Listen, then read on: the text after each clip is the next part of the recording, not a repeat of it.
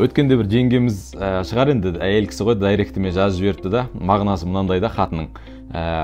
Жолға шыққан кезде көліктің алдыңғы орындығына отырғым келеді дейді. Енді бір жолдасының қолынан ұстап отырғысы келетін шығар, бір романтика болсын дейтін шығар.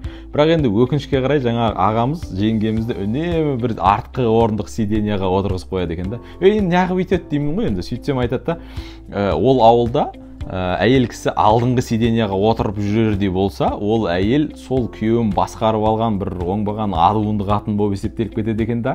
Ал күйеуі подкаблучник тынған бір өтешке саналады екен да. Енді бір қызығы, оның ең қызығы жері, көкемізде негізі бір романтика шақыртқан болу керек. Ауылдан шыға бере жаңа жеңгемізді алдыңғы орындыққа ауыстырып алады екен да. Сол баяғы ел не дейді, ел не ойлап қалады деген әңгіме ғой енді бұл жердегі мәселе. Бұл бір советский заман емес, бәрін бір стандарттарға сала беретін, бір шаблондарға сала беретін, әлгі Қожанасыр айтпақшы, бұл жұртқа жағып болмас деген әңгіме ғой. Менің білуімде жігіттер, тәуелсіздік деген адамның ішінен басталады, ештеңеге қарамайтын.